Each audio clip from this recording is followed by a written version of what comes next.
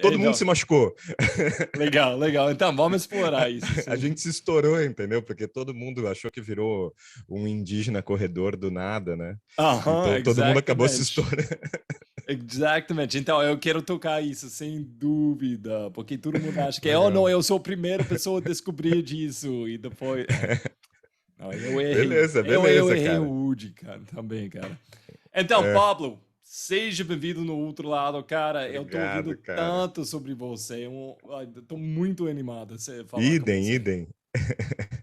Idem, o Cara, Vitão falou muito de você também.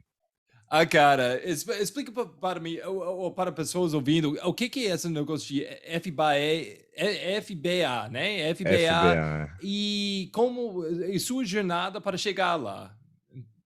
Cara, isso é a maior loucura que aconteceu na minha vida, eu acho, e ao mesmo tempo a coisa que acabou determinando o meu caminho nos últimos 10 anos, né, cara? A FBA fez 10 anos em dezembro do ano passado. Então, FBA é o nome da minha empresa, tá, Roger? Mas ela começa como uma grande ideia, cara. Antes de existir essa empresa, ela começa com a ideia de aproximar. Eu sou fisioterapeuta de formação, né? Eu continuo atuando, continuo dando aula para fisioterapeutas, profissionais de educação física. A minha essa é a minha grande atuação, tanto ensinando outros profissionais, quanto cuidando de pessoas que têm problemas musculoesqueléticos, têm dor, se machucam e querem voltar a se movimentar melhor.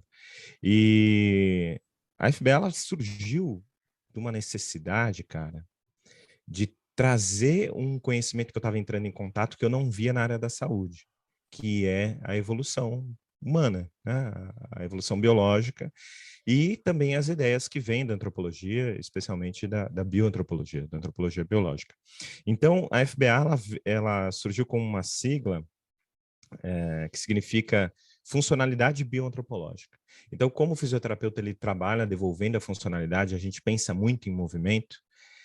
Eu senti a falta de entender uma série de coisas sobre o movimento que, quando você faz faculdade, você imagina que você vai sair da graduação ali aprendendo, da pós-graduação também, fiz pós-graduação e achava, fiz um monte de curso por fora, e achava que a gente ia saindo dessa formação com esse tipo de entendimento, e para minha frustração, eu não tinha. Que entendimento é esse? Por que a gente se movimenta? Como que a gente acabou se movimentando do jeito que a gente se movimenta? Por que a gente não anda em quatro patas? Ou por que a gente não tem, sei lá, seis pernas ao invés de duas? Por que a gente, enfim, fica vertical e não quadrúpede? Uhum. E aí, é, quais foram as adaptações que foram levando a gente a ter esse corpo e o que a gente está fazendo com o nosso corpo hoje em dia? Porque essa era a minha grande demanda. O que eu senti é assim, eu tinha uma ideia bem, vamos dizer, inocente, quando eu comecei a atuar, de que eu entendia ali sobre o corpo humano e tinha que devolver essa capacidade do corpo humano se movimentar.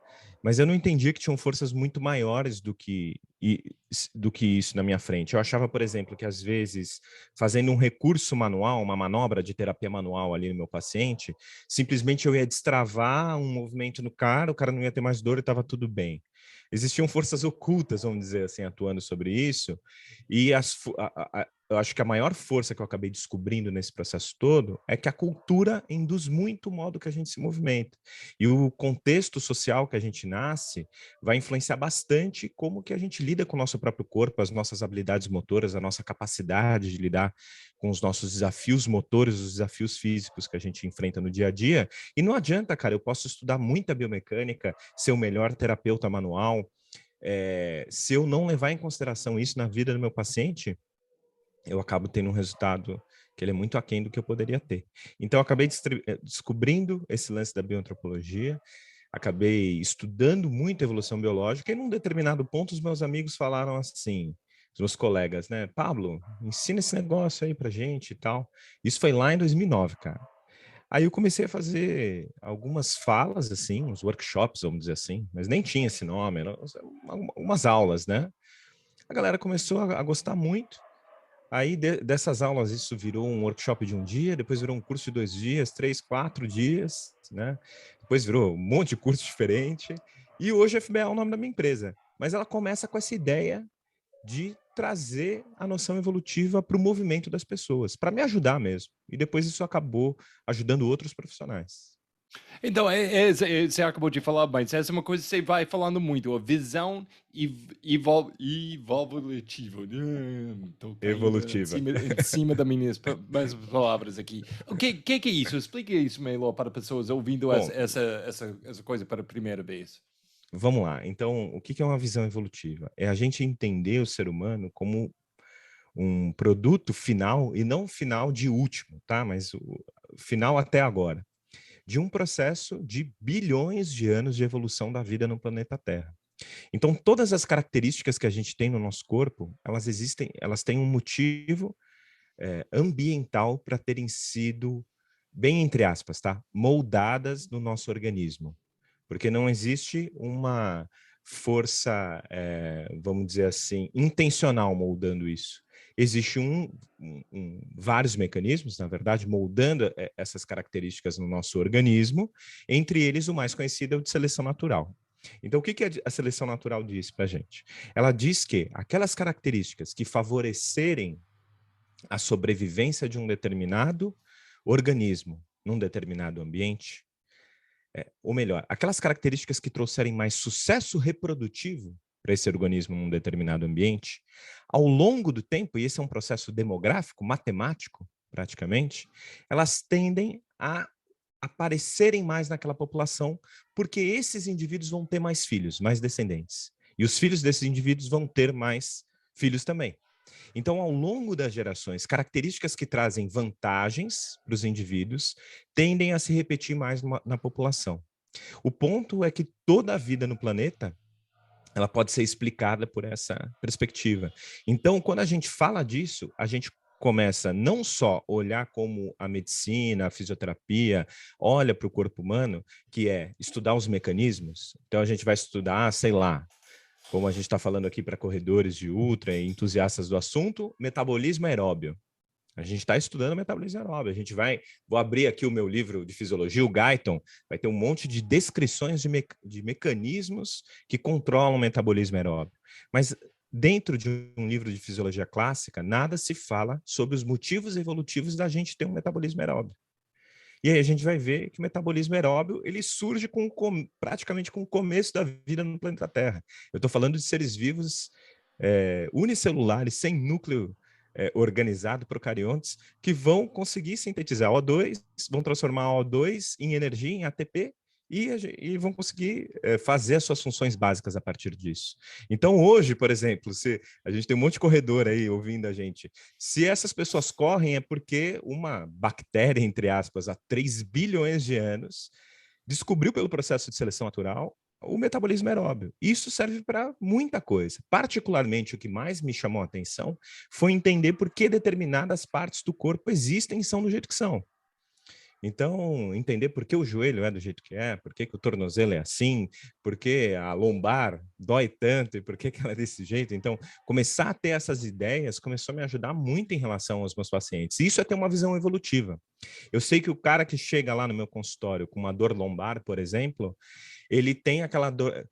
Primeiro, eu penso assim: dor lombar favorece a minha sobrevivência? Lembra aquilo que a gente estava falando do sucesso reprodutivo, da seleção natural e tudo mais? Dor lombar favorece a sobrevivência dos seres vivos? Por um raciocínio até óbvio, a gente imagina que não muito, tá? Uma dor pode sinalizar uma lesão, pode fazer o cara ficar mais quieto e não passar dos limites dele em longo prazo.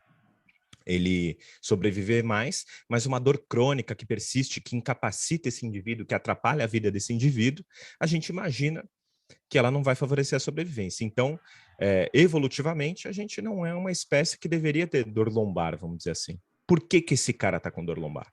O que esse cara tá fazendo? Ele está se movimentando de menos? Ele está se movimentando demais?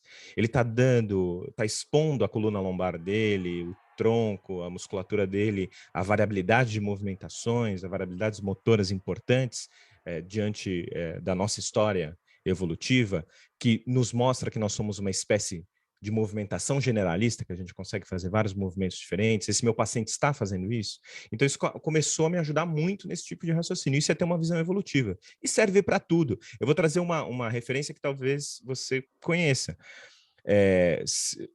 entrou até na moda um tempo atrás falar de dieta paleolítica, alguma coisa assim, dieta evolutiva, né? Então, isso foi uma moda, assim, né? Que a gente não precisa nem debater sobre isso, mas, assim, isso é usar o raciocínio evolutivo, tentar entender o que os nossos ancestrais comiam, por exemplo, para tentar compatibilizar. Os nossos ancestrais não comiam bolacha recheada. Isso é uma obviedade, né? Mas esse tipo de... você falou, virou de moda, mas quem vai praticando disso vai falar, não, Pablo, isso sempre foi assim. Quem virou de moda foi essas balas, borrachas e coisas assim, de uns 100 anos, e a gente tá voltando, porque é natural. Porque, vou falar bem honesto, tipo, eu tô vendo muitos ciclos, tipo, esse negócio de usar esse argumento de evolução e natural. A gente, eu acho que até pessoas que têm ideias totalmente diferentes falando, tipo, não, mas isso é o estado natural de ser humano. Ou essa é uma coisa de ser animal. Animal tá assim, esse argumento que é natural. Onde você tá vendo esse argumento usado, tipo, mais errado, mais certo? E porque é uma coisa, eu usava muito quando eu peguei essa narração um tempo atrás, tipo, mas talvez a nossa evolução foi diferente, talvez a gente está fazendo coisas erradas, e tudo, qualquer coisa eu coloquei na minha boca, qualquer coisa eu coloquei no meu corpo, eu estava fazendo essa questão, isso é natural, isso faz parte da evolução, e porque entre com isso também, uma coisa que faz parte do animal ser humano é a capacidade de criar ferramentas. Então, essa também entra também, tipo, ser o animal, o bicho ser humano, ele tem a cérebro que tem capacidade de criar ferramentas, igual uma cadeira, igual uma coisa tipo carro, mas cadê o limite para você? E onde você está usando pessoas usando esse argumento errado? Pois é, cara, que bom que você trouxe isso desde o começo, porque talvez isso já tire uma barreira muito grande para quem vai ouvir a gente conversar sobre isso. Porque esse é o maior problema, na minha opinião, cara. Isso que você trouxe. Tem até um nome para isso, chama falácia naturalista. A falácia naturalista alega que tudo que é natural, teoricamente, é melhor. Isso não é uma verdade, tá? A gente tem inúmeras mudanças, tá? Que eu posso citar aqui para você, assim, uma lista virtualmente infinita de coisas que são modernas, que são tecnológicas e que são melhores que as naturais, porque depende muito do argumento que você está trazendo aqui, tá? Então, por exemplo, infanticídio, você pode fazer o caso de que infanticídio é uma coisa natural, só para você ter noção de onde que a gente pode chegar com isso, tá? Então, isso é uma coisa muito delicada. E tem um outro detalhe ali que vai até além da falácia naturalista, que é algo que você já trouxe aí com as suas palavras, que é justamente entender que nós somos biologicamente culturais. Nós somos um bicho que faz parte da nossa biologia, então mesmo que você queira ser um cego determinista biológico e só olhar para a nossa biologia, faz parte da nossa biologia ter cultura. Inclusive, o que nos configura como espécie, de certo modo, é conseguir, de fato, não especificamente manusear as ferramentas, mas produzi-las de acordo com as nossas necessidades. A gente tem um nome bonito para isso, chama metabiologia. Aquilo que a gente faz além da biologia. Então, faz parte a gente produzir tecnologia para para sobreviver, para viver no mundo. Então, do mesmo modo que dá para fazer um caso que infanticídio é natural, eu vou levar isso para um outro lugar aqui para você. Eu posso construir uma argumentação aqui com você, defendendo as premissas de que o computador é natural. Então, natural é uma palavra, na minha opinião, ruim para expressar o que de fato a gente quer expressar. Uma palavra que eu gosto mais é antropogênica. Então, eu falo muito, por exemplo, de exercícios antropogênicos e exercícios não antropogênicos. E aí a gente já não pode nem mais chamar tanto de exercício, talvez a gente fale mais de movimento ou de movimentação. Então, o que significa antropogênico? Antropo é de humano e gênico é construído pelo humano. Então, esse movimento que eu estou fazendo, ele é construído pelo humano? Ele, por exemplo, se inspira numa disciplina científica como anatomia para produzir um movimento de rosca do bíceps? né? Que eu tenho que pegar um peso e fazer isso. Uhum. Ele se inspira na anatomia. A anatomia é uma construção humana. Ou não, ele é um movimento que os nossos ancestrais faziam há 2 milhões de anos. Ou uma pessoa que não estuda anatomia faz. Ou uma criança brincando no parque faz. Então, esses são construções que eu acho mais interessantes da gente usar. Palavras, não diria mais corretas, mas mais precisas para a gente conseguir endereçar isso que a gente está falando. E aí, quando eu falei, trouxe lá a moda da dieta e tudo mais, é porque também essa moda ela foi aproveitada. E a gente tem um paralelo disso na corrida muito claro, que é a moda da corrida descalça. Né? A gente Uhum. pode chegar nesse ponto, né? Mas também na dieta, isso foi aproveitado e sequestrado de um certo modo, até mercadológico, sei lá, não sei se é mercadológico ou às vezes enviesado, tá? No qual a gente também romantiza, a gente faz uma paleofantasia de como era a vida dos nossos ancestrais, né? E aí, para não falar muito aqui de dieta, porque não é a minha área de expertise, mas trazendo até mesmo para a movimentação humana, a gente pode fazer uma paleofantasia sobre como era a vida motora em termos de movimento dos nossos ancestrais e não considerar o fato, por exemplo, de que eles repousam 10 horas por dia, Uhum. do mesmo modo que a gente. Eles Uhum. ficam sentados 10 horas por dia, olha só que loucura, repousando. Né?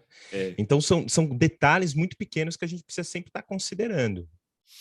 Então, eu tenho a capacidade e vontade de falar tudo sobre o que vai entrando na nossa boca e saindo da nossa boca também, mas hoje eu quero focar mais no outro lado do corpo, nos pés.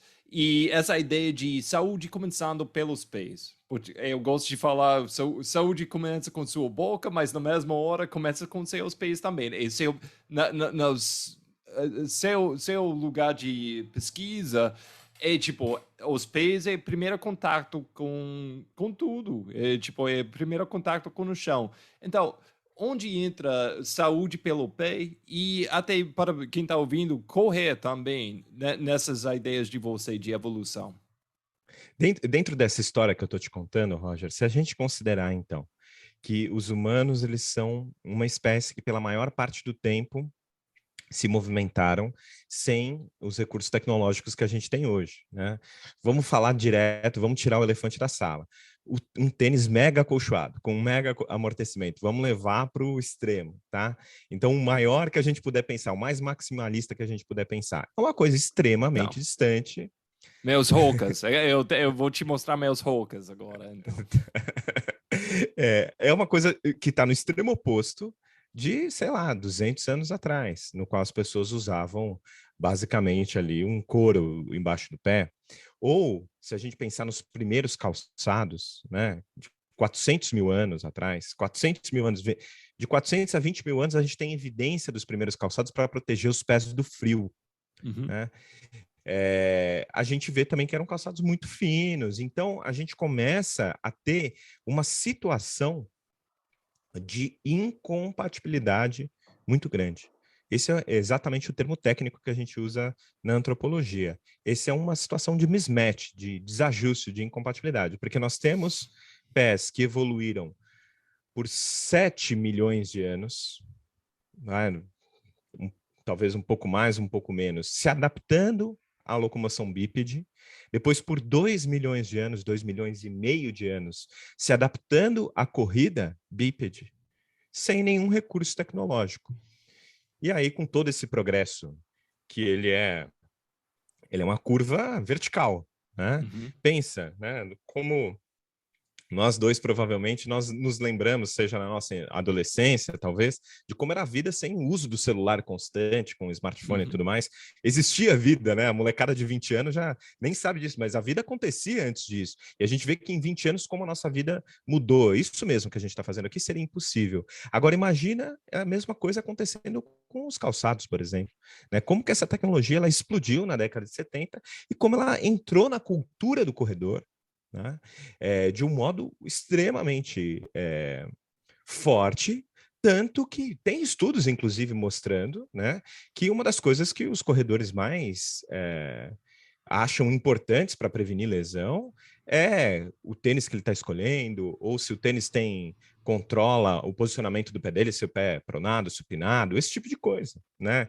Então, a gente vê como isso está dentro do imaginário do corredor e como um movimento, desde 2010, com as primeiras publicações do Daniel Lieberman e da galera que veio depois, também criou um grupo de corredores que, num primeiro momento, talvez todos arrancaram um tênis, uma coisa que, inclusive, eu fiz, e saíram correndo por aí e se machucaram, que foi o que aconteceu, né, com uma boa parte, e a gente depois vai ter estudos explicando também porque isso acontece, a gente pode conversar mais especificamente sobre isso.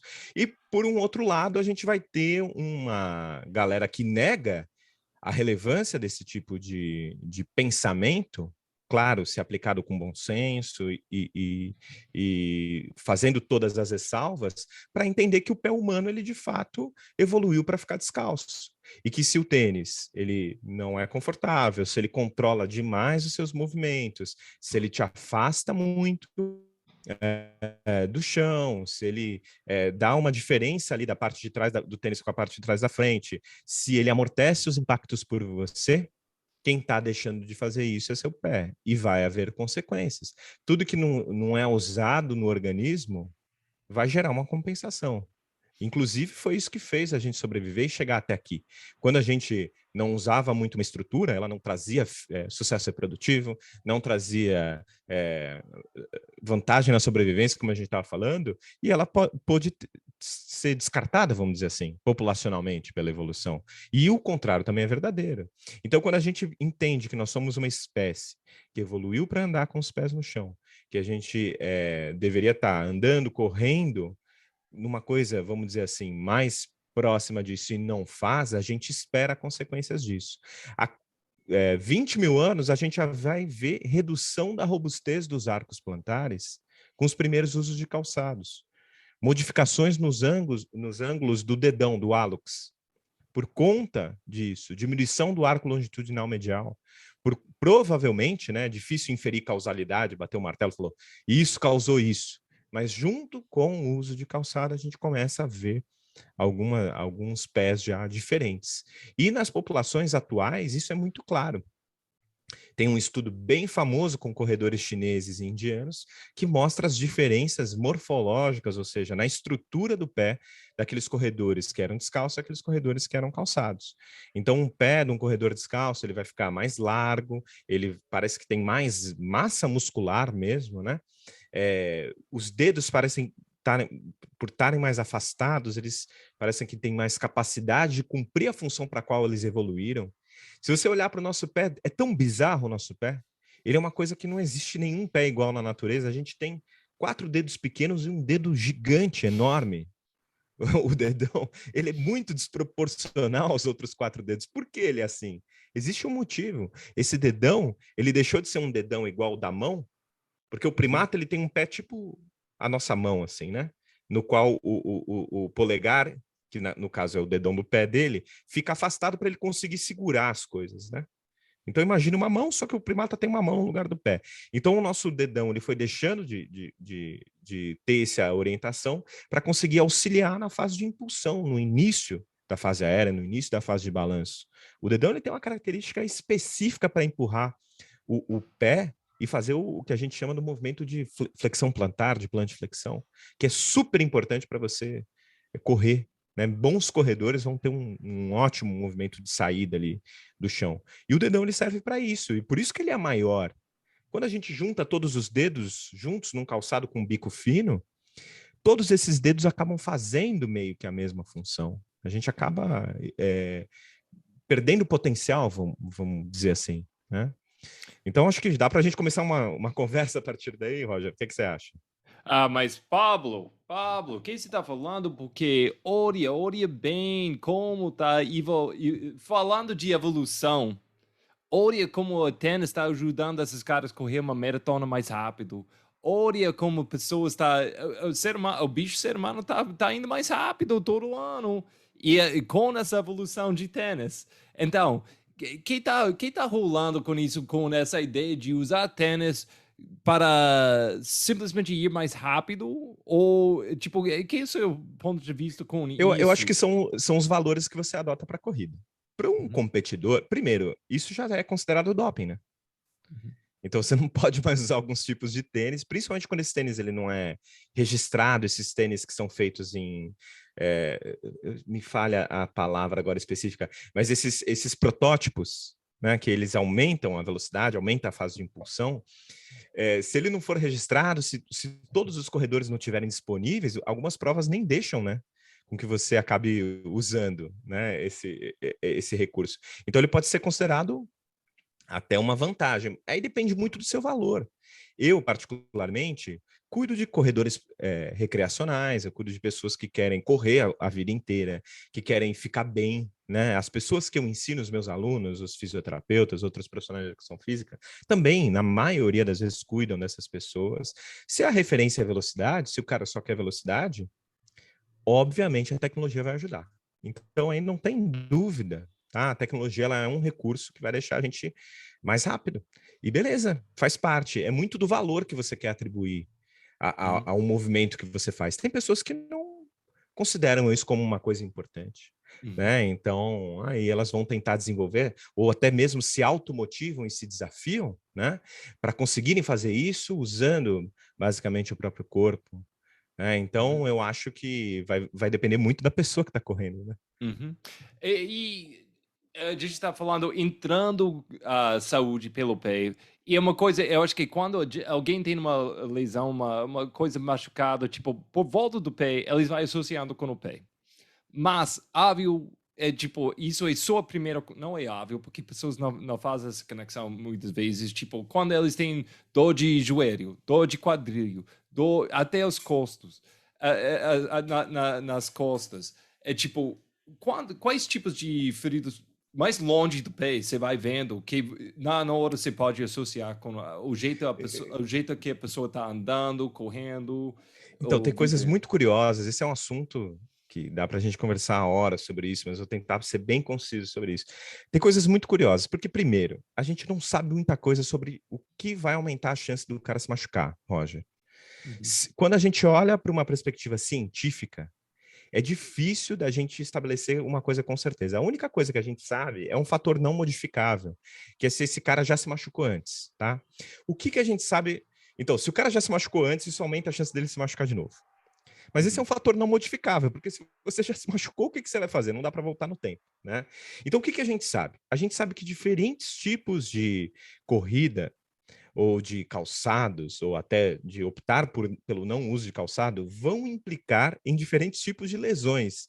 E esse foi o maior erro, na minha opinião, na hora que a gente fez essa paleofantasia sobre a corrida descalço, lá no começo da década de 2010, lá, tá? Porque a gente achou que era só arrancar o tênis e a gente ia virar um indígena corredor do nada. E o que Uhum. aconteceu? A gente começou a machucar, só que a gente machuca outros lugares. Então a gente tem boas revisões mostrando isso pra gente, tá? Que a gente machuca, por exemplo, mais os pés, mais o tendão do calcâneo, né, o tendão de Aquiles, do que, por exemplo, o joelho. Quando o Uhum. cara usa calçado e quanto mais amortecimento tem esse calçado, inclusive até o drop, mais chance ele tem, por exemplo, de sobrecarregar a articulação do joelho. E quanto menos esse é acolchoado, e eu não estou dizendo de achismo, estou falando baseado em estudos, tá? Tem bons estudos mostrando isso. Quanto menos esse acolchoado, ou então descalço, mais chance ele vai ter de usar melhor a articulação do joelho dele para armazenar e dissipar essa energia elástica. Uhum. Então, o que acontece é isso. Quando você arranca o seu tênis, você pode pensar assim, o Pablo falou lá que o pé fica mais forte das pessoas que andam sem tênis. Para aí, são pessoas que andam a vida inteira sem calçado. Isso é muito diferente de você que correu aí décadas ou anos, arrancar o teu calçado e sair correndo. É uma Uhum. coisa absolutamente diferente de uma pessoa que se desenvolveu na vida dela, andando descalça, e aí ela vai correr descalça, tá? Então, essa é a primeira coisa. Uma pessoa que arranca o tênis vai se machucar em outro lugar. Tá? Uhum.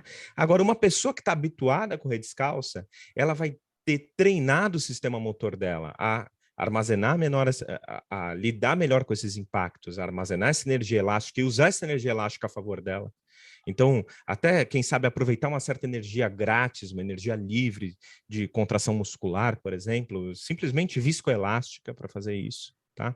Então, o que a gente vê é que tudo precisa ser muito bem dosado. Então, vamos supor, você é um corredor e você acha essa ideia legal e você quer tentar uma modificação, tente ficando mais descalço durante o dia, tente andando mais, fazer caminhadas descalço, tente, às vezes, diminuir a sua carga de treino, fazer um breve período, alguns minutos, ou uma breve distância descalço ou com tênis mais minimalista, se você não está acostumado, e aí você vai avançando. E você vai ter pessoas que correm com tênis sem nenhum controle de movimento, sem amortecimento, e correm e não se machucam, e você vai ter pessoas que correm descalças e não se machucam, mas tudo isso leva um tempo. Tá? Eu quero chegar nesse ponto de adaptação para quem quer tirar, arrancar o tênis e tudo assim. Mas primeiro eu quero ficar com as pessoas que nunca andam sem tênis, sempre tem tênis, porque nossa É normal, situação né? é uma coisa cultural, é uma coisa. Eu fiz isso muito tempo também. Mas tem problemas com o joelho, tem problemas na quadrilha, que eles não estão associando com o pé. Porque eu sei para mim, tipo, que abriu meus olhos muito foi, tipo, quando finalmente eu estava correndo anos e anos, eu tinha um treinador, foi tipo, Roger, você está correndo errado. Isso é um outro assunto, tipo, tem um jeito de correr errado, eu não sei, mas eu A gente percebi pode com o falar disso. tempo, foi por causa do tênis, o tênis estava permitindo eu correr um jeito que não foi Isso. bom economia. E esse negócio de a economia de correr é um assunto, a gente pode falar horas só sobre isso, mas eu tinha que, para adaptar para correr com uma economia melhor, eu tinha que arrancar tênis e fazer essa adaptação. Mas que as coisas não erradas, mas não, eu acho que é errados. Que os problemas que tênis pode causar que a pessoa que nunca estudou isso não está vendo agora.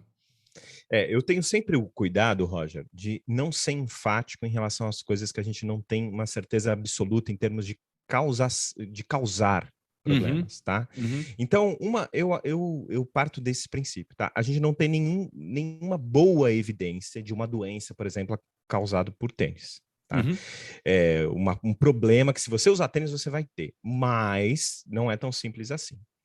Porque a gente precisa entender. Eu vou trazer outro exemplo para você para a gente chegar no tênis, porque eu acho que quando a gente faz analogias com outras áreas, talvez fique mais fácil. Quando isso começou o basquete, o basquete é um exemplo de tênis. Futebol americano. As pessoas jogavam futebol americano e tinha muito traumatismo craniano, cara. O que eles fizeram? Eles fizeram um capacete, proteger a cabeça das pessoas. O que passou a acontecer com os atletas? Traumatismo na cervical. Uhum. Então eles começaram a ter traumatismo na cervical. No basquete aconteceu a mesma coisa. Tinha muito entorse de tornozelo no basquete. Aí na década de 90, não sei se você vai lembrar, tinha aqueles tênis de cano bem alto, assim. Protegia bastante. Começou a ter entorse aonde? No joelho. Começou a ter problema no joelho. Então, o que um calçado muito rígido, muito almofadado, ele faz contigo?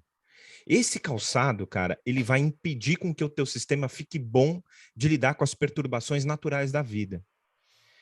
E isso, em longo prazo, vai deixando o seu corpo mais burro Uhum. para lidar com desequilíbrios, para lidar com impactos, para lidar com tropeços, que são coisas que acontecem. Com o pé, quando ele bate, quando ele toca o chão de mau jeito, quando você pisa num terreno que não era bem do jeito que você queria. Então, isso vai aumentando a chance de você sobrecarregar algumas estruturas, vai deixando o teu pé, vamos dizer assim, menos apto a lidar com esses desequilíbrios e vai sobrecarregando demais as outras articulações, porque se não tem uma articulação trabalhando, outra está fazendo esse trabalho para ela. Uhum. Eu sou um cara pró-tecnologia, apesar de estudar muito a vida ancestral, de estudar a evolução, eu sou um cara pró-tecnologia. Eu acho que a tecnologia vai criar as singularidades que vai sempre melhorar as vidas dos humanos, apesar de a gente ter que resolver esses problemas. Eu, de fato, acho que a tecnologia ela tem que ajudar a gente. Por exemplo, é incrível ver um cara correndo mais rápido usando um tênis que vai fazer ele correr mais rápido. Isso é incrível, é um show. isso é uma celebração da capacidade humana de fazer as coisas. Do mesmo jeito que da gente mandar uma sonda para os confins do universo, cara, da gente, sei lá, tipo, entendeu? Eu acho que essa é uma celebração da capacidade humana. Mas quando a minha visão como profissional de saúde é entender que eu busco uma sociedade mais capaz de lidar com os corpos dela, que seja mais longeva, mais autônoma, né? Então eu penso que o corpo ele precisa ter uma resiliência intrínseca para lidar com esses problemas, né? A minha atuação ideal, Roger, não é ter meu consultório cheio de paciente, cara, toda hora voltando para mim. Eu conseguir educar as pessoas e essas pessoas voltarem cada vez menos e serem mais autônomas e elas me indicarem novos pacientes por conta disso, para eu educar mais pessoas e elas passarem essa educação para frente. Então, eu acho que o corpo ele precisa se desenvolver resiliente, ele precisa ser mais autônomo e quando você usa essa muleta, né, você acaba é, tirando uma sobrecarga boa daquelas estruturas que vão acabar ficando menos capazes de lidar com as intempéries da vida. Por que eu usei muleta? O exemplo, pega um idoso, é um bom exemplo. O idoso ele se aposenta, ele começa a passar cada vez mais tempo sentado ali assistindo televisão, ele vai perdendo a capacidade dele de se locomover, daqui a pouco ele precisa de uma bengala, e a bengala, ao invés de ajudá-lo a desenvolver mais capacidade de andar, caso ele não tenha nenhum problema, uma patologia que ele exige uma bengala, ele simplesmente tem um problema de mobilidade, o que ela faz? Ela diminui a capacidade dele de andar. E daqui a pouco ele está precisando de um andador. E esse andador vai diminuir ainda mais a capacidade dele de andar. E daqui a pouco ele vai precisar de uma cadeira de roda, e depois ele vai para a cama. Então pensa que o nosso corpo inteiro é assim. Quando você quebra um braço, você fica um mês ali com gesso, na hora que você tira, você está fraco, teu braço está bobo, ele não te obedece. O pé é a mesma coisa. Né? Então ele vai perdendo essa capacidade de se movimentar. Né? A gente tem um pé único, com arcos plantares que são únicos. O nosso pé ele é capaz de armazenar e liberar energia elástica como nenhum outro pé da nossa linhagem de ancestrais. Nenhum outro pé é capaz de fazer isso. Nós temos um arco transversal ali, as cabeças do metatarso, ball of the feet, né, que chama em inglês, eu acho que é assim que se fala, né, que é aquela parte ali logo depois dos dedos do pé, aquilo é uma estrutura capaz de receber a carga do chão, de receber a carga que está vindo do teu corpo, ela abre e depois ela devolve essa carga para você sair numa fase de impulsão. Tipo uma Se eu mola. ter Tipo, uma mola, perfeito. É um mecanismo parecido com uma bola de tênis. Imagina uma bola de tênis cortada na metade. Eu empurro essa bola de tênis e ela volta. Imagina isso. Tá? O arco é isso. Quando você está usando uma tecnologia que faz isso por você, e não se engane, ela pode até fazer isso muito bem. Mas o teu pé está atrofiando.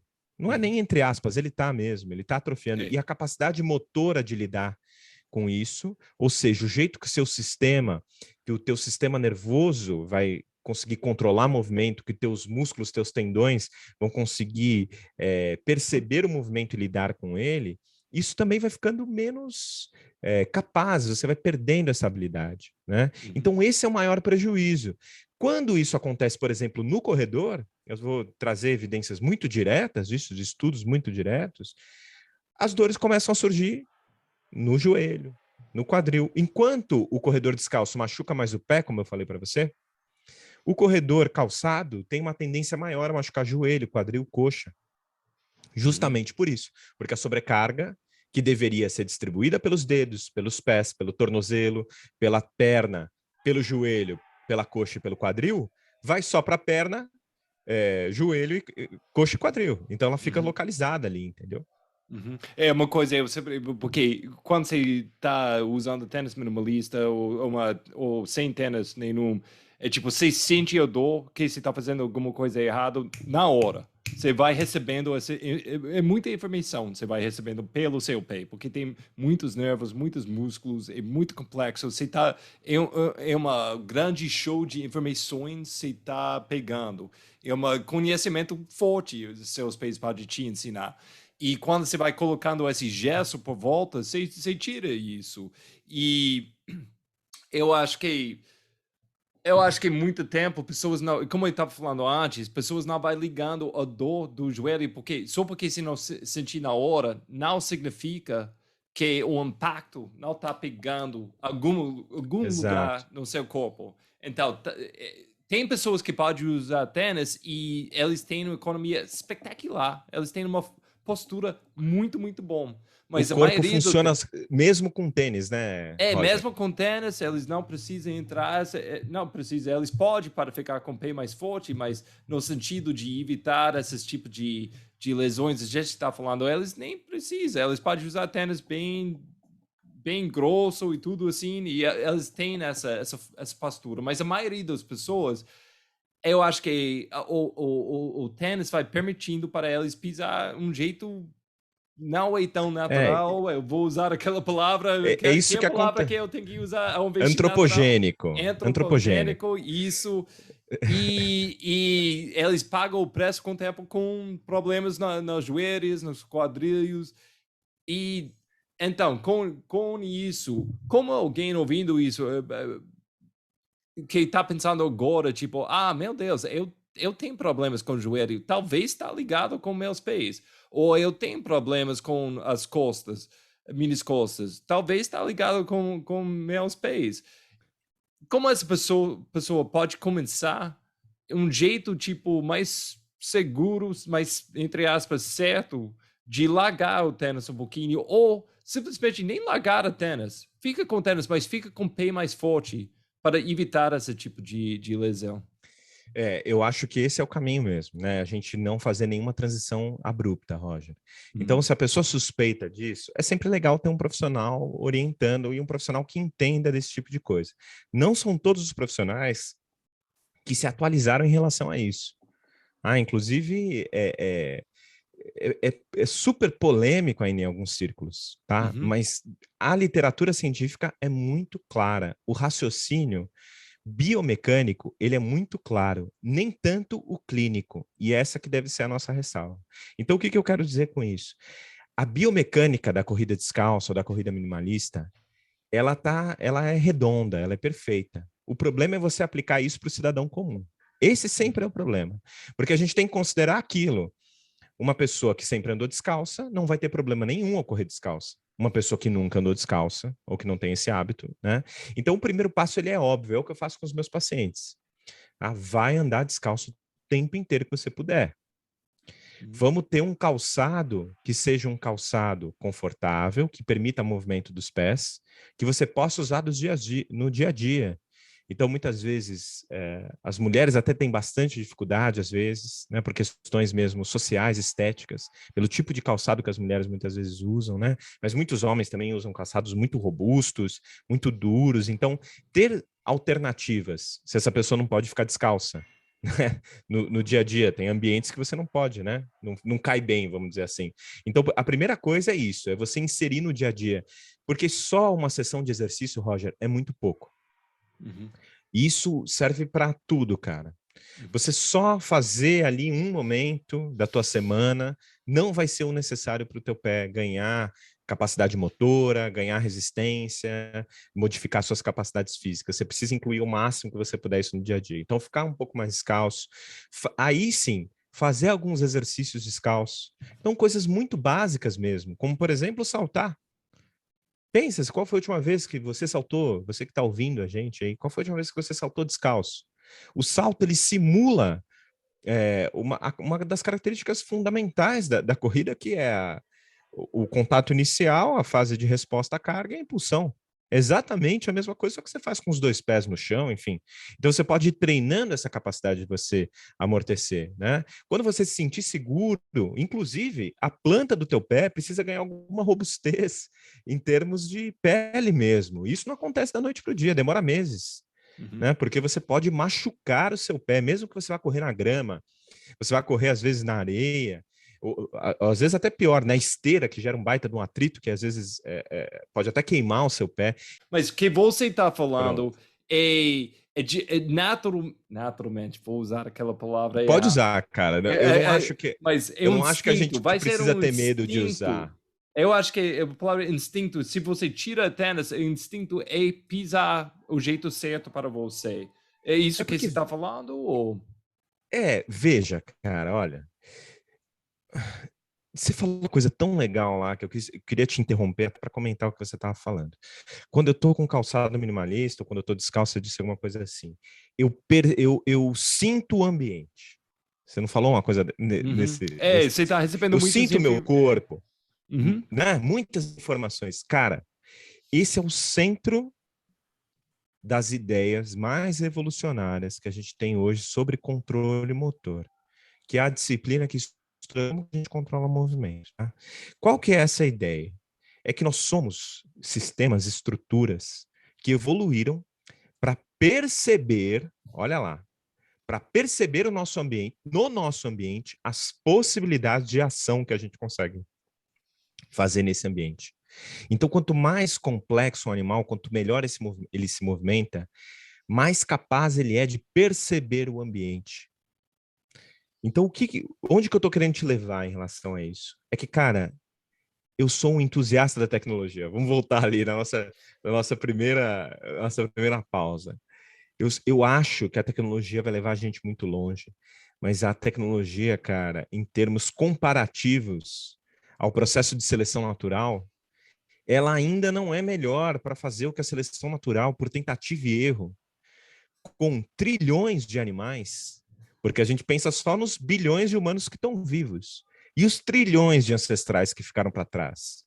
E aqueles que não fizeram bem aquele movimento, como por exemplo o movimento de correr, tiveram menos sucesso reprodutivo, não passaram seus genes para frente. Então, com trilhões de animais que variam entre si, num processo, um mecanismo que ele está no próprio universo, que ele não é só nos seres vivos, mas que ele está no próprio universo, a seleção natural está no próprio universo, está na cultura humana, está na tecnologia, enfim.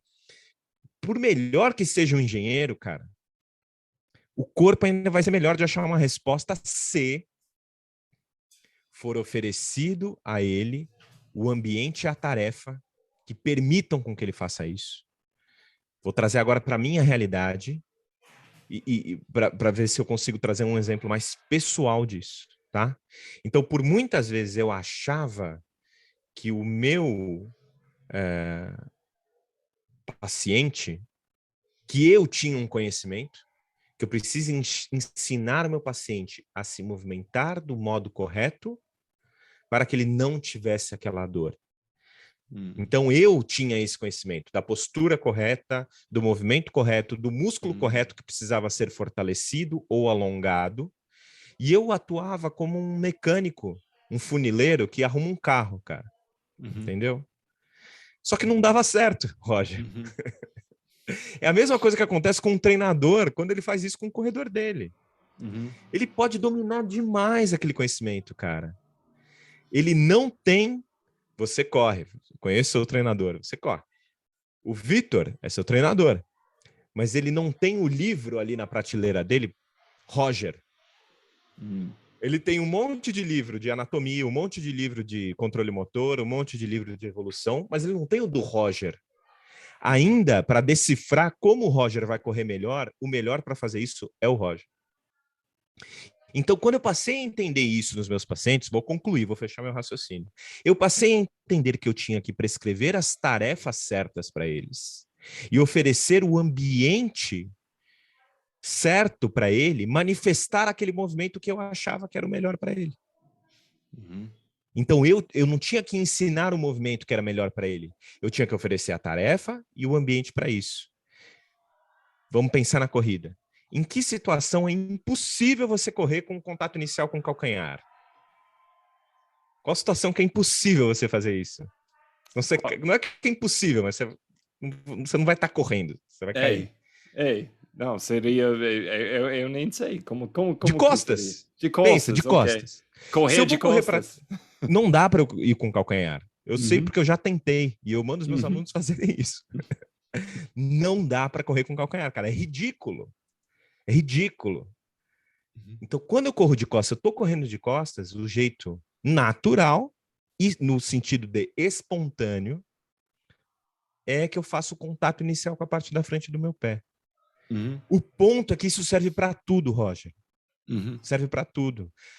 Tanto que tem estudo demonstrando que quando a gente força o corredor a correr com a parte da frente do pé, quando a gente força o corredor a usar um calçado que ele não está adaptado, ele se machuca do mesmo jeito, só que em outros lugares. Uhum. Então, o que a gente precisa oferecer para os nossos corredores são os ambientes. É isso que eu estava falando antes. O que você pode fazer para treinar mais o seu pé? Vai andar descalço, depois vai correr um pouquinho descalço, depois aumenta um pouquinho essa corrida descalço, vai devagar, oferece o quê? O ambiente, qual que é o ambiente? Um gramado. Qual que é a tarefa? A corrida. Como essa tarefa vai ser executada? Sem um calçado. Por quanto tempo? Ele nunca fez isso na vida. Ele vai correr 5 minutos, sei lá, entendeu? Ele vai correr não sei quantos metros ou quilômetros. Então, a gente está dosando isso com bom senso, né? Então, eu estou oferecendo o ambiente para que esse corpo ache, cara. E aí você vai ver corredores incrivelmente inteligentes em termos motores. Então, você vai ter inúmeros exemplos nos esportes de alto desempenho, você vai ter, que mesmo com um calçado, que é uma almofada, cara, no pé, o cara vai conseguir correr bem, cara. Porque o sistema dele consegue fazer isso. O Vitor tem uma frase que ele tem um monte de frase brilhante, né? Mas ele tem uma frase que é uma das mais brilhantes dele. Você pode correr sem tênis, mas você não pode correr sem pé.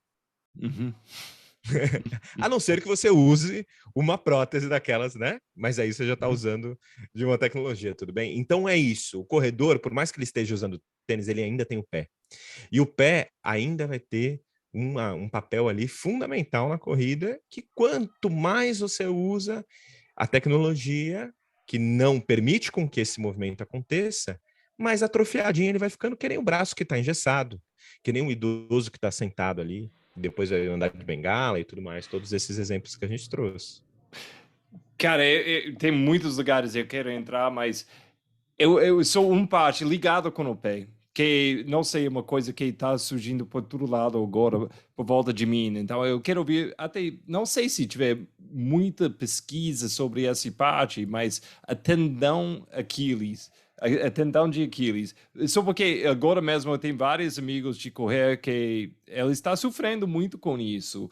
E quando você vai entrando isso, você joga tipo aqueles tendão barefoot no Google, nossa, cara, é É uma feio. enxurrada, né? Nossa, pessoas falam tipo, não, correndo descalça vai criar esse problema, tem outros, não, é o único jeito de resolver esse problema e correr descalça é uma grande bafafá sobre muitas coisas que eu não entendo.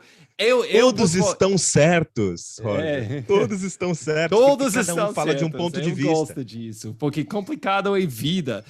Mas para mim, quando eu fiz esse negócio, a gente está falando, a primeira vez eu tirei meu tênis e fui correndo livre, eu sou indígena, eu fiz isso, eu corri demais. A próxima dia que estava doendo demais foi. Eu nem sabia antes disso o que foi a tendão de Aquiles. Eu nem sabia que tinha um Que nome. existia esse cara aí. Eu, tipo, que é isso? Foi tipo, não, tava doendo demais. Eu passei uma semana sem correr na rua e tal. Então, eu sei tá ligado a alguma coisa com tênis, mas Vamos lá. eu quero ouvir sua opinião sobre isso. Uhum. Os problemas que pode Então acontecer com eu vou isso. fazer assim, eu vou fazer uma linha do tempo, pode ser, Roger? A gente tem um Vamos tempinho lá. para conversar disso, porque aí eu falo, por que o tendão do Aquiles evoluiu, né? Hum. A gente chama de tendão do calcâneo, né? Então lembra que a gente estava falando lá quando eu me apresentei do raciocínio evolutivo? Uhum. Vamos entender por que o tendão do Aquiles é do jeito que ele é. Ele é um tendão que liga uma musculatura da panturrilha, o tríceps sural, né? São 3 músculos ali da panturrilha super importantes para nossa espécie, porque nós somos bípedes. Ele vai ligar isso a um osso do pé, que é o tendão do calcâneo. Tá? Então, ele vai ter, quando ele contrai, quando esses músculos eles contraem, vai ter várias nuances, cada um deles vai ter um papel mais importante, mas quando a gente pensa na panturrilha como um todo contraindo, ele vai fazer aquele movimento da flexão plantar, que ele vai fazer a ponta do pé. Tá? A gente pode resumir esse movimento da ponta do pé, tudo bem? Então, quando a gente compara o tendão do humano com o nosso parente mais próximo vivo, que é o chimpanzé, então a gente divide quase 99% do nosso DNA, dos nossos genes com o chimpanzé. Ele é o nosso primo da natureza que está vivo, né? Mais próximo da gente. Um monte de outros primos morreram por aí. tá? Os australopitecinos, os Homo erectus, todos esses caras foram ficando pelo caminho, eles não estão mais vivos. O cara que está vivo, que é nosso primo, é o chimpanzé. A gente vê que o tendão do calcâneo do chimpanzé é muito menor do que o nosso. Muito menor. Então a gente começa a tentar entender quando que os humanos começaram a ter um tendão do calcâneo maior. Sabe quando foi, Roger? Foi no mesmo momento que a gente passou a ter um monte de outras características anatômicas, ou seja, na nossa estrutura, no nosso corpo, que são correlatas com a corrida.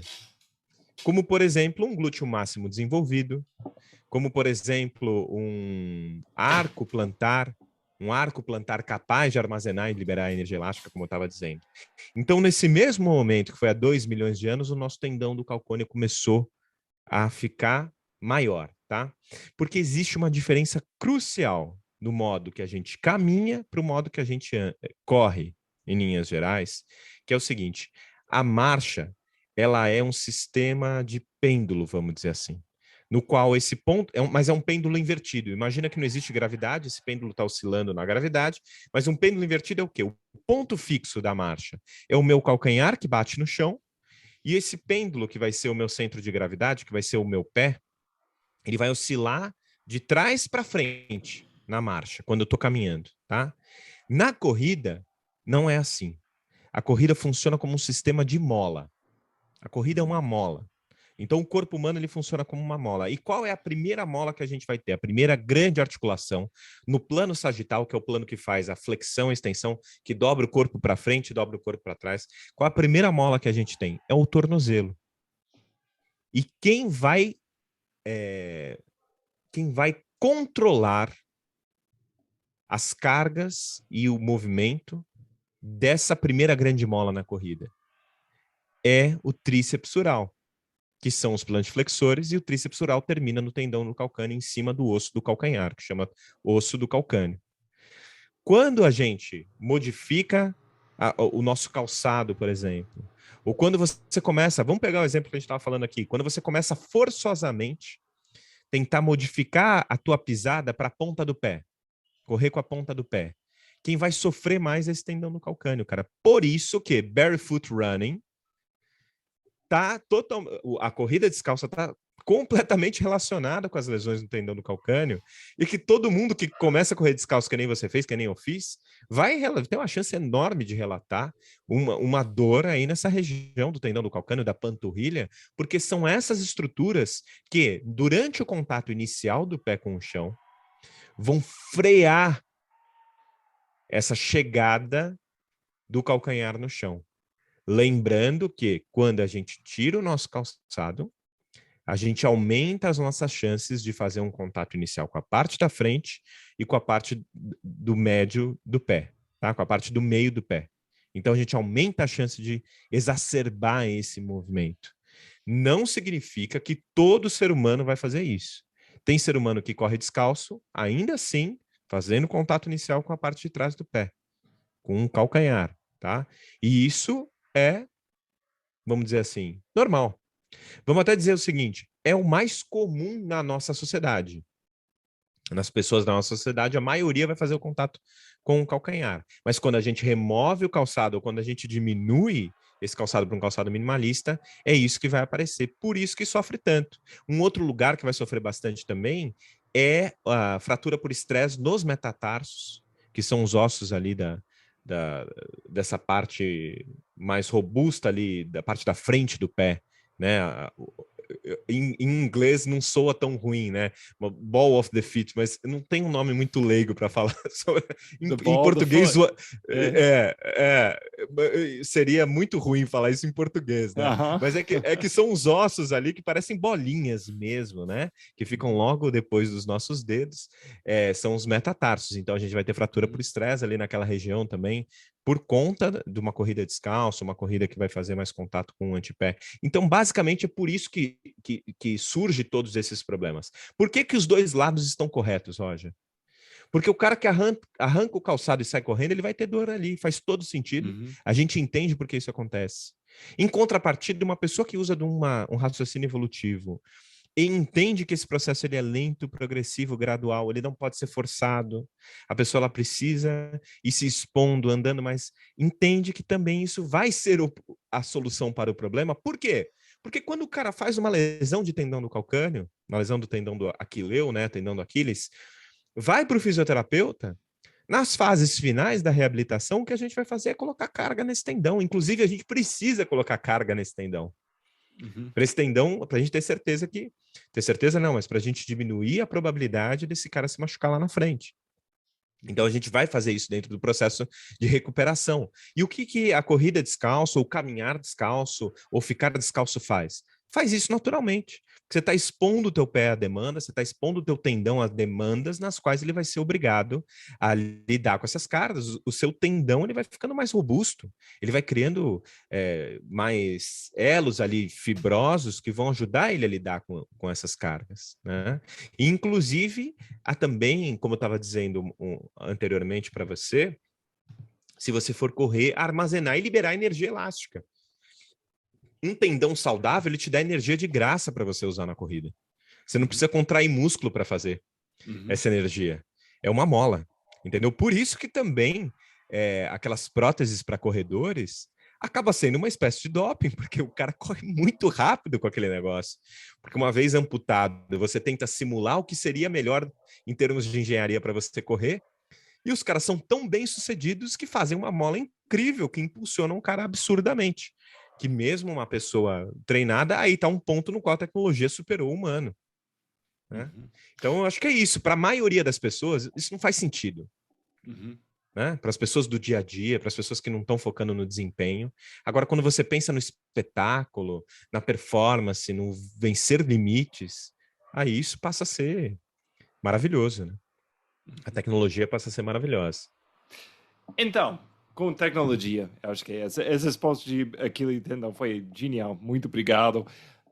Com tecnologia, essas coisas, essas ferramentas que o ser humano vai criando. Se você tivesse uma máquina de tempo, qual tem uma coisa enquanto ser humano genial estava criando, inventando, colocando em play, que você ia falar, tipo, gente, vamos pensar duas vezes. Eu sei, parece que vai ajudar muito, mas vamos pensar duas vezes. Seria tênis? Seria a cadeira?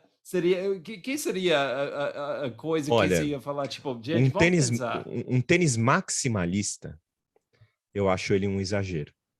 Tá? Eu acho que o corpo simplesmente não precisa, salvo condições patológicas. Um tênis maximalista, com muito acolchoado, com muito amortecimento, ele talvez faça sentido como um recurso temporário para algumas patologias, algumas doenças do sistema musculoesquelético. Para um corredor saudável, eu acho que esse foi um erro. Eu acho que esse é o erro da indústria do tênis. É ela ter vendido o amortecimento e o maximalismo como... Vamos lá, ela cometeu um erro que a galera hoje que está estudando corrida minimalista e está estudando antropologia, muitas vezes comete, só que no outro oposto. Então eu acho que a indústria do tênis ela cometeu esse erro, que é o seguinte: ela extrapolou efeitos biomecânicos para efeitos clínicos. O que significa isso? Óbvio que o tênis amortece. O tênis ele amortece impacto.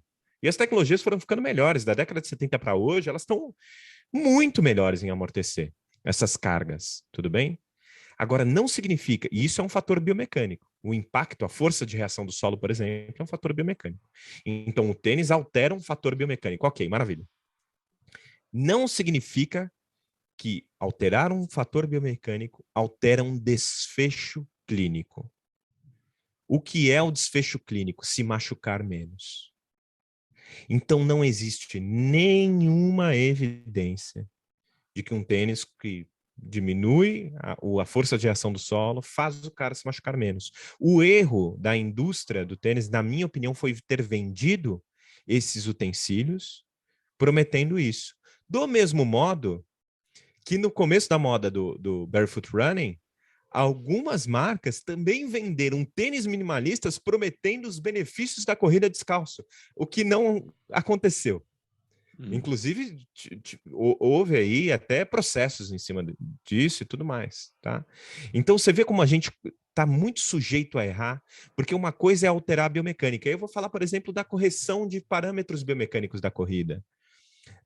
Ah, você precisa correr assim, o assado. Não quero nem falar para não, para não. Vamos voltar num que eu já falei, vai. Você precisa correr com a parte da frente do pé, né? Então é isso, é o mesmo erro. Tá, em termos biomecânicos puros, faz sentido que o pé tenha evoluído ao contato inicial com a parte da frente do pé, ele seja mais capaz de dissipar essas cargas de força de reação do solo. A curva ela não gera um pico, então você não tem aquele pico vertical da força de reação do solo, que ficou muito conhecido nos estudos do Lieberman. O corpo ele vai ter mais tempo de se proteger em termos musculares e de lidar com essa carga que está recebendo. Em termos biomecânicos puros, está lindo isso. Mas o cara que corre com a parte da frente do pé não está pensando em chegar com a parte da frente do pé. Ele está correndo do jeito dele. Então, não significa que você pegar um cara que corre com a parte de trás do pé, mandar ele correr com a parte da frente, vai mudar a clínica. Então, só para concluir o raciocínio, já passo a palavra para você, Roger. Não significa que mudar um desfecho biomecânico modifica um desfecho clínico, que é menos lesão. Esse é o maior erro que a gente comete até hoje. Não tem grandes fatores biomecânicos que digam para a gente assim, o corredor vai se machucar. Hoje a abordagem ela é multidimensional. Tem que olhar para o sono, para a fadiga, para a carga de treinamento desse cara. E fatores biomecânicos também. Se ele brigou com a mulher, brigou com o marido. Então tem muita coisa envolvida na lesão hoje que a gente não considerava antes. Cara, eu acho que é interessante. Você ficou com tênis. Eu abri a porta para você responder qualquer coisa. Tipo, eu tava imaginando que seria cadeira ou carro. Eu tava imaginando se ia falar. Mas você ficou com tênis mesmo. Fiquei acho com que tênis. isso Sabe é por quê? muito interessante. Porque eu já pensei muito sobre a cadeira. E sem cadeira não teria revolução científica, iluminismo. Porque para você pensar, cara, tu precisa pôr a bunda num lugar confortável e ficar ali lendo, escrevendo, de um jeito que você consiga passar muito tempo lá. O problema não está na cadeira. Tanto que, por exemplo, as pessoas não têm dor lombar porque elas ficam sentadas. Esse é um outro grande erro.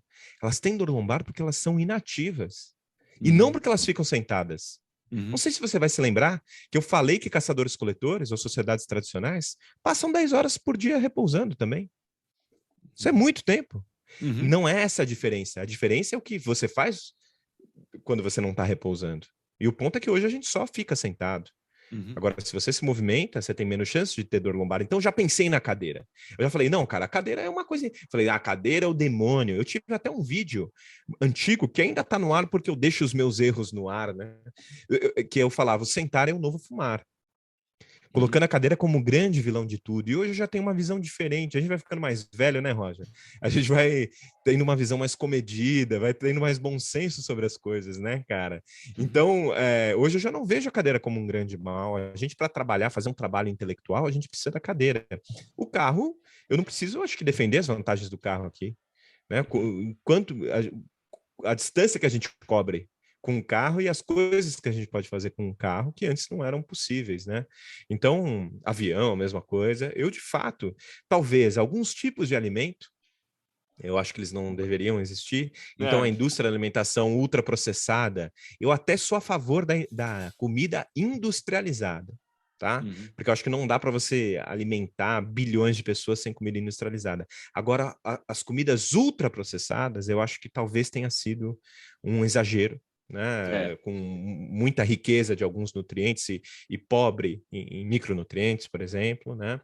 Isso pode ter sido um exagero. O tênis é um grande exemplo de exagero também, né? Agora a gente voltou para o outro lado do corpo. Então, mas essa episódio vamos ficar no pé e acho que a próxima vez a gente vai falar mais sobre a Não precisa, não, cara, eu nem me sinto capaz de falar de comida. É que eu gosto de trazer esses exemplos de outros sistemas para a gente pensar.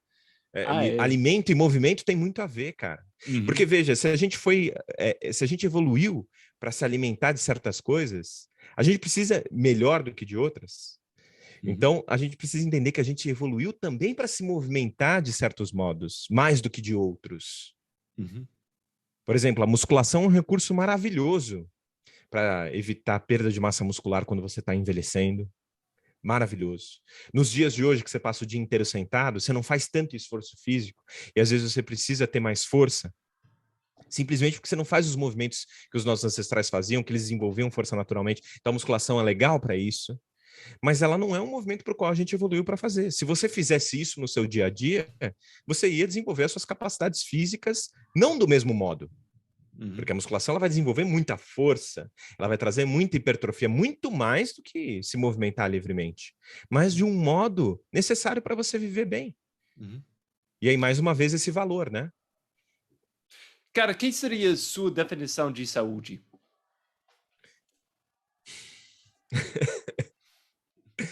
Cara, eu só tenho uma coisa para te dizer. As definições que existem na literatura não incluem o jeito que eu enxergo a saúde hoje. Então, por exemplo, uma das mais conhecidas é a ausência de doença, ou então um bem-estar físico, mental, social. Cara, eu acho que saúde é você ser adaptável. Eu acho que é muito fácil você ser saudável quando tudo tá a seu favor, cara. Quando você tem, sei lá, um nutricionista te prescrevendo uma dieta e você tem uma cozinheira para cozinhar essa dieta para você e você tem um treinador para falar quanto que você tem que treinar e o dia que você não tá afim, esse treinador bate na tua casa e te leva para treinar. Quando tá tudo a seu favor, cara, eu acho que tá eu acho que você, na verdade, você não é resiliente e adaptável. Eu acho que ser adaptável dentro de um princípio até biológico, evolutivo, é você ser capaz de fazer o melhor que você puder no ambiente que você está. E muitas vezes é abrir mão de um trecho da tua saúde, cara. Eu acho que a gente vive uma loucura assim muito grande de que você precisa ser saudável fisicamente, saudável mentalmente, você precisa empreender, você precisa cuidar perfeitamente dos seus filhos, você precisa ter um relacionamento perfeito, e aí a gente vive essa coisa assim irreal. Eu acho que saúde é você equilibrar pratos, ali, aqueles vários pratos, né, que o circense fica equilibrando, e deixar os pratos certos cair na hora certa, cara. Tem pratos que precisam cair na hora certa, né? Então, eu vou te trazer um exemplo pessoal agora. Eu nunca tinha passado por um período com tão pouca motivação para me movimentar como aconteceu na pandemia. Então, em 2020, especificamente, eu larguei a mão.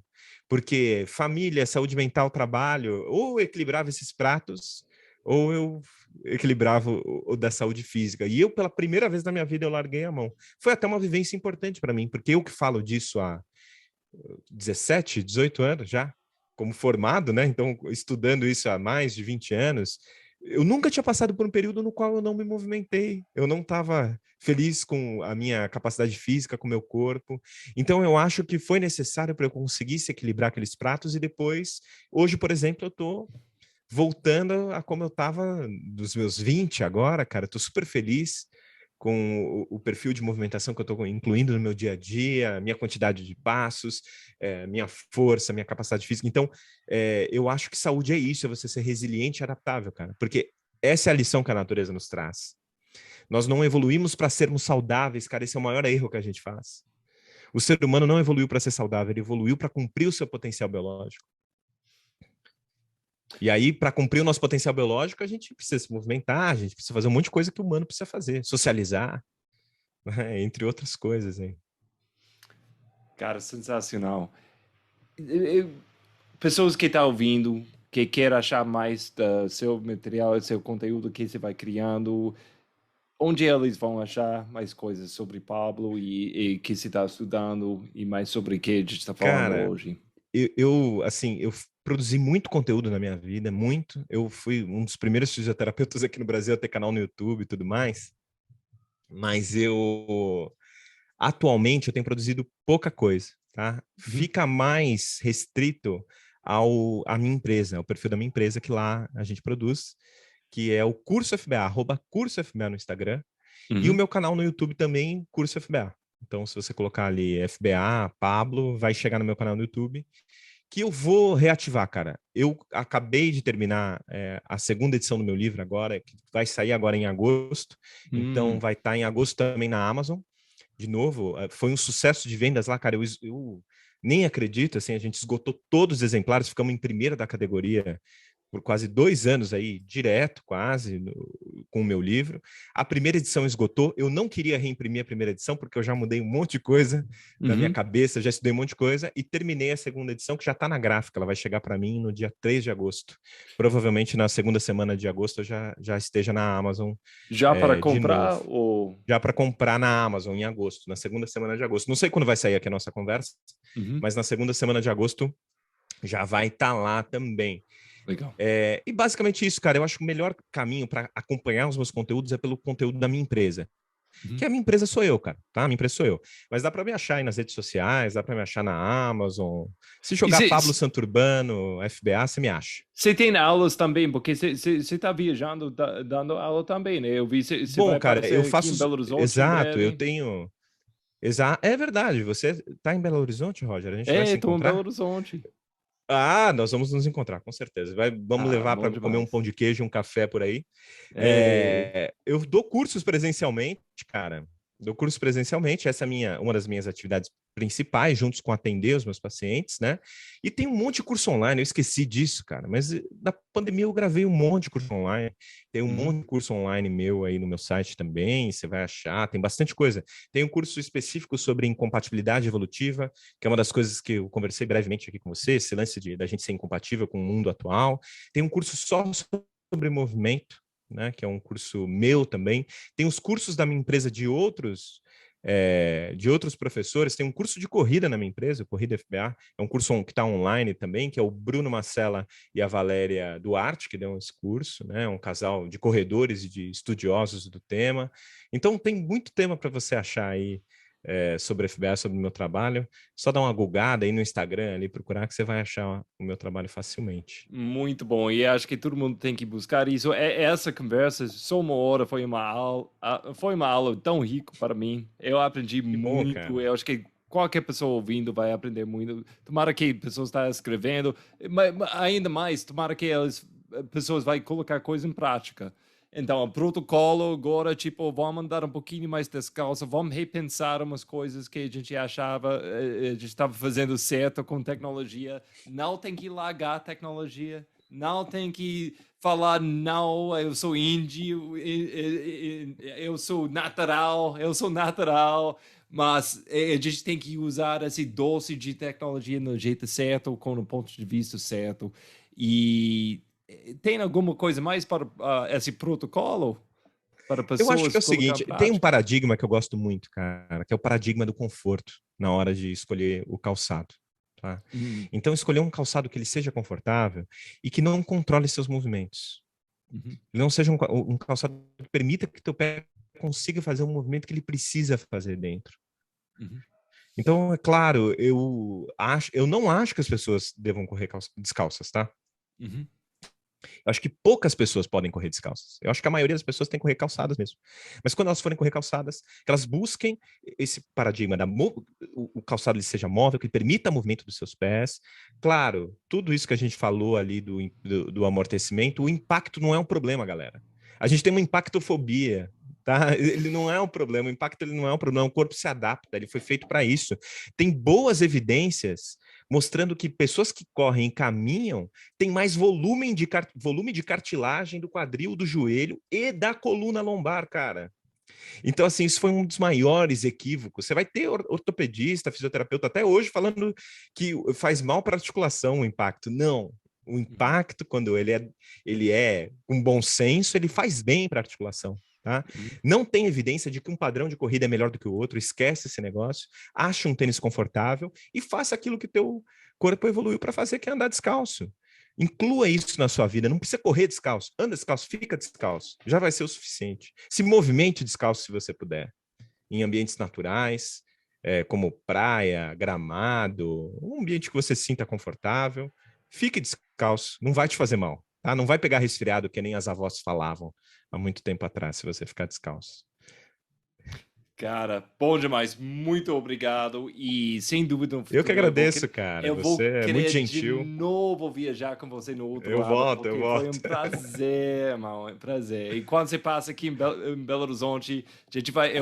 vou te comprar um pão de queijo, receber você em casa, Oba! porque a gente pode Vamos fazer comer uma um pão de corrida queijo, então. com tênis ou sem tênis, você pode escolher. Fechado. Maravilha, Roger. Eu que agradeço, Muito. cara. Você foi muito gentil aí, um cara muito bacana. Prazer conversar com você. Cara, aprendi demais. Muito obrigado.